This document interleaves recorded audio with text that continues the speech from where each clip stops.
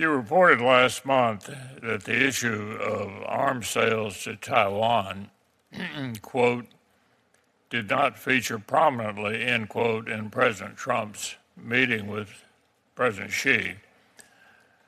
But you also acknowledged China was, quote, upset, end quote, by the approval of $11 billion in sales to Taiwan.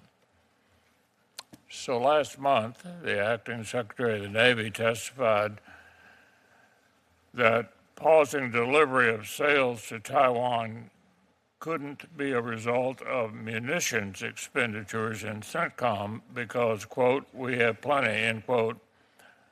But if it's not about U.S. military needs, I struggle to see the rationale.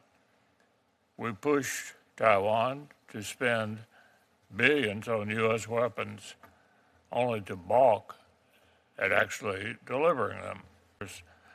You know why the optics of this pause aren't great. What's the administration's calculus, and what are you doing to reassure Taiwan and U.S. treaty allies in the region they can actually count on our commitments?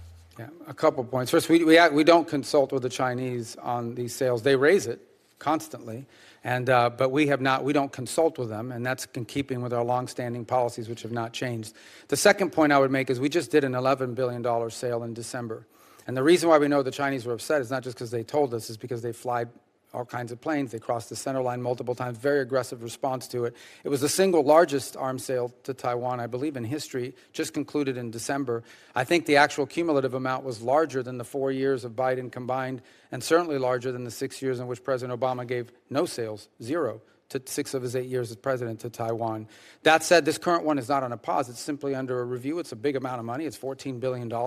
It has implications on our defense industrial base and whether, what the production line will look like. We have to balance that with these other things. So it's going through the internal DOW review. It's not, I don't think the right terminology is paused. I think the right terminology is it continues to be under review as is being processed. But I just remind, 5 months ago, we did the single largest sale to Taiwan in history at $11 billion.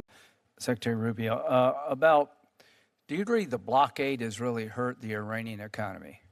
Yeah, it's denying them upwards of $300 to $400 million potentially a day of revenue. And the reason it's hurt their economy is because their economy is basically based around oil and gas sales, right? Yeah, largely. I mean, obviously, that would be the core of their ability to generate revenue. Do you agree the soft underbelly of the Russian economy is oil and gas sales? Of their economy? Yeah.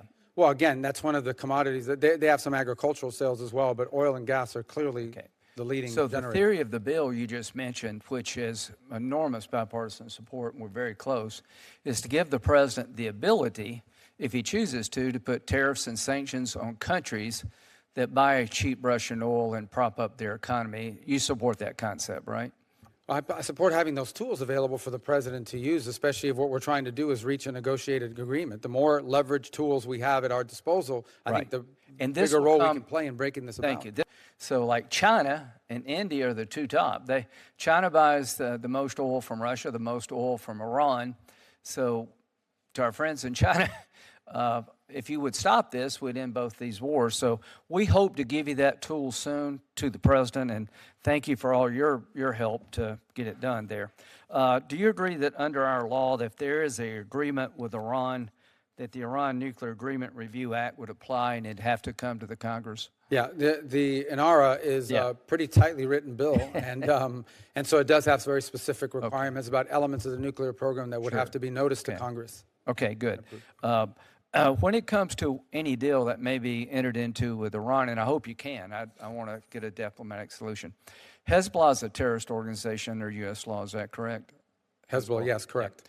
So in the future, if Iran continues to help Hezbollah, will there be anything in the deal that would punish Iran for doing that? Well, that's what we want. We certainly think that in order to deal with the primary threat here is the nuclear weapons, and that's what we want to be able to fix, and that is that they can never have a nuclear weapon. Right. Obviously, their ability to export terror and finance it in the region is also deeply problematic. That would be part and we would most certainly insist. I mean, there could be sanctions just on that.